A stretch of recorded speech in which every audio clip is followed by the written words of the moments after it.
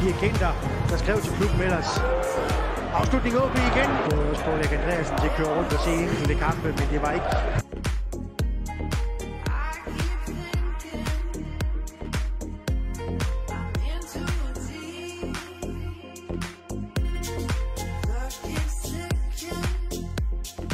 Banehalvdelen for udholdet. Afslutning for Puk.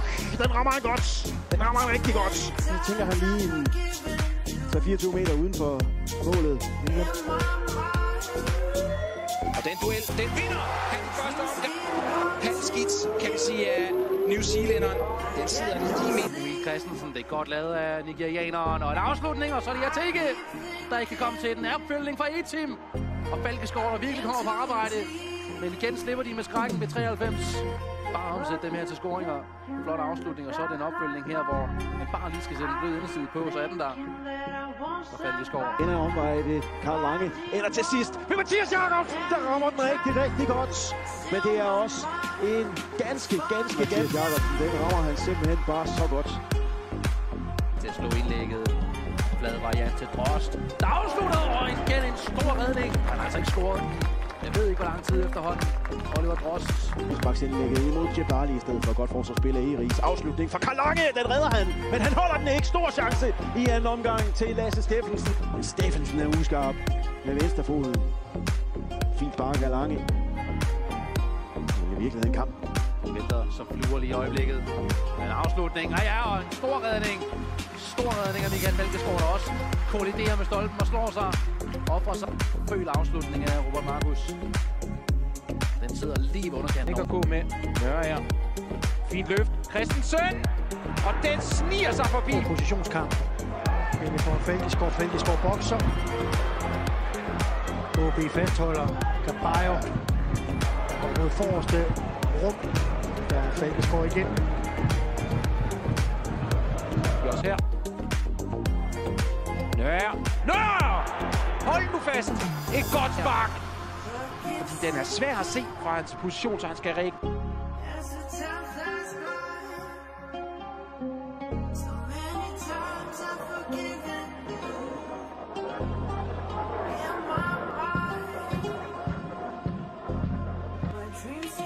Nu være tilfreds for det, han har set fra sine holdkammerater i dag, Falkeskov.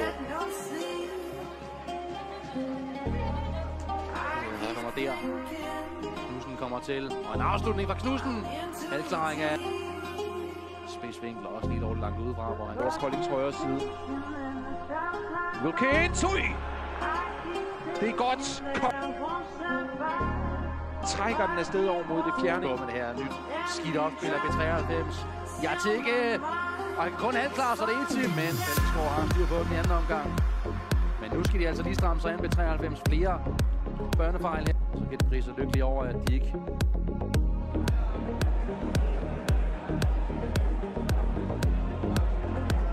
Mål. Kan de skaffe det nu? Lang bold over bagerst i feltet. Falkeskov, han har godt styr på den. Bold til Valdemar Skovsbo. Trækker forbi. Bold Skovsbo afslutning. Så tog forbi Iqbal, og så afslutning i det korte hjørne. Så var det fra Vinderslev, der finder Peter Buch. Christiansen afslutter på. Falkeskov, der giver en retur til Øvelslager, der ligger den ind. Den har plads og luft under. Den har også lige lidt for meget luft under den. Og gribe for Michael Falkeskov. Omstillingsmulighed. Til indlæg. Så er det Ross med muligheden. Falkeskov tjener den over til. Fredericia spiller modsat, hvis Sofus Berger kigger derop. Sofus Berger ind til en afslutning. Han tager altså den egoistiske vej. Ja. Det var ikke helt en rigtig beslutning. Han får så også chancen her til sidst.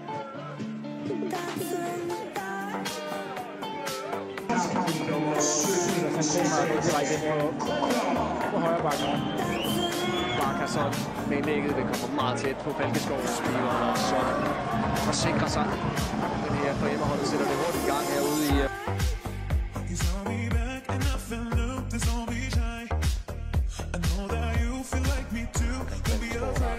Eller det andet.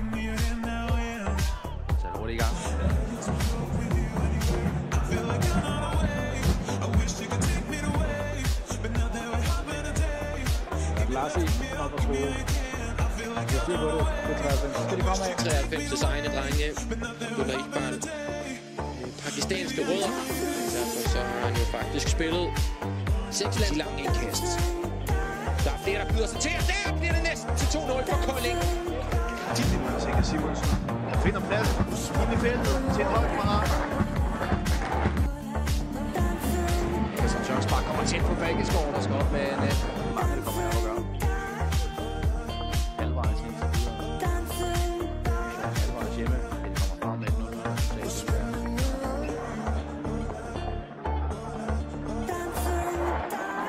Centralt på angriberpositionen, og så kan Al-Qudaadi altså spille venstrekanten. Han er også kun 16 år.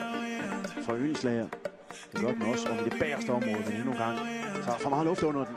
Det er et skidt serve her for Ølslager. Den er nede for Falkeskov. Også rigtig, rigtig flot sat i gang af Falkeskov med den her lange bold.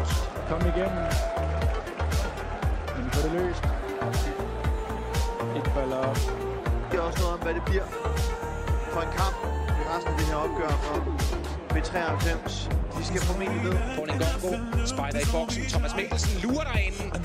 Og flere mand kaster sig ind for at det der kombinationsspil, som B93 så gerne vil have op og køre. Jeg synes simpelthen ikke, de lykkes med det. De har talt penge ud. Falkeskov kommer med lidt løse bold. Han har ikke mere. Angriberen. Til Karl Lange, der ikke har været så synlig i anden halvleg. Det er ellers fint af Lange, der bliver lagt direkte ud i boksen igen af Falkeskov. Det bliver også forsvaret, så den ikke bliver rigtig farlig. Til gengæld en kæmpe omstillingsmulighed.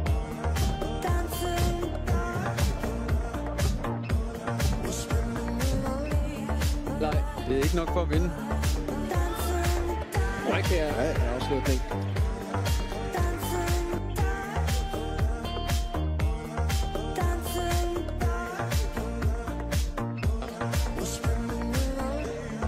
Det er mig, der laver koks i mine... Jeg tænker, træder lige på bolden en gang, og så en team, der rammer den med knæet ligner.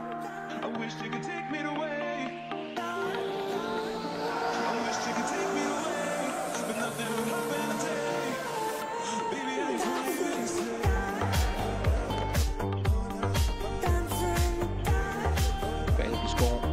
Der er helt bredt ligger Lukas Jensen, der selvfølgelig slår den ind imod Lasse Steffensen. Det er en god redning af Falkeskov, der griber.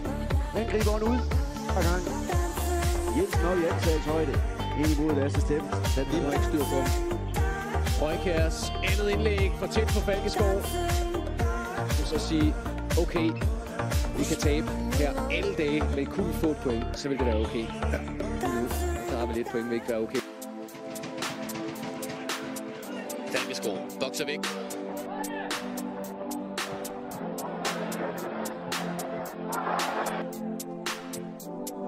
Læggen mod E-team. Der er ikke så meget saft og kraft i den hovedstødsafslutning, men...